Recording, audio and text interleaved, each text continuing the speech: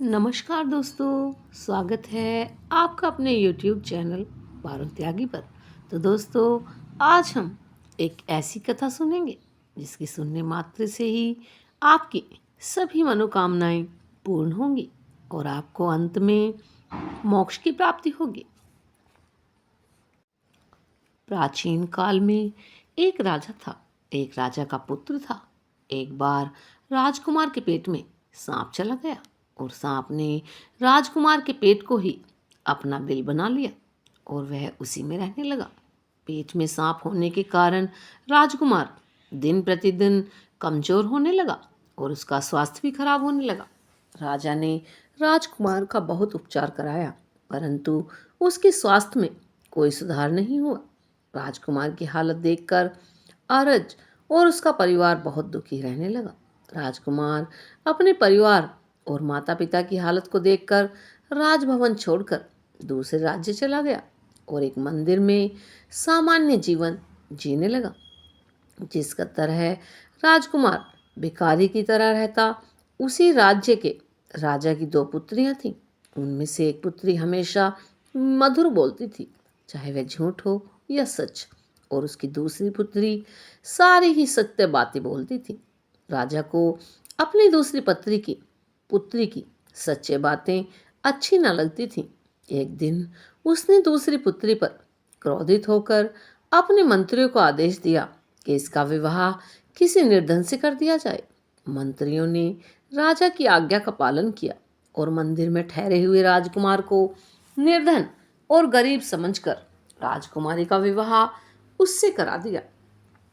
दोनों ने वो राज्य छोड़ दिया और जाकर एक नदी किनारे रहने लगे। एक दिन राजकुमारी कुछ सामान लेने बाहर गई और जब लौटकर आई तो उसने देखा राजकुमार तालाब के किनारे सो रहा है और उसके मुंह से एक सांप बाहर निकला हुआ है, जो पास में ही बिल में रहने वाले दूसरे सांप से बात कर रहा था।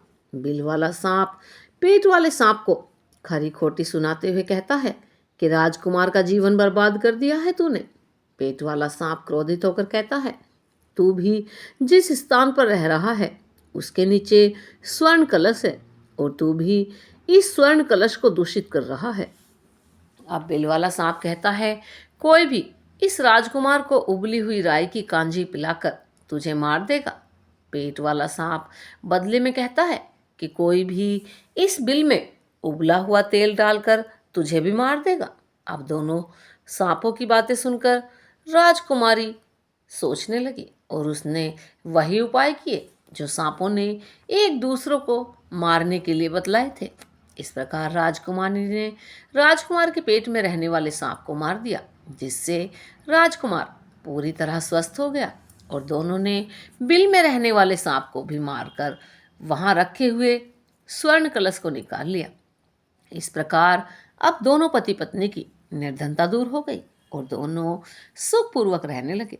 राजकुमार के स्वस्थ होने पर उसे लगा कि अब अपने राज्य वापस जाया जाए। राजकुमार अपनी पत्नी को साथ लेकर अपने राज्य लौट आया। घर आने पर उसके माता पिता बहुत खुश हुए और बड़े ही धूमधाम से उसका स्वागत किया। तो दोस्तों, इस पंचतंत्र कहानी से क्या शिक्षा मिली कि कभी भी अपना भेद नहीं खोलना चाहिए। जो एक दूसरे का भेद खोलते हैं उनका फ़ायदा हमेशा तीसरा ही उठा लेता है। तो दोस्तों, ऐसी ही कथा कहानी सुनने के लिए हमारे चैनल पर बने रहें। धन्यवाद दोस्तों।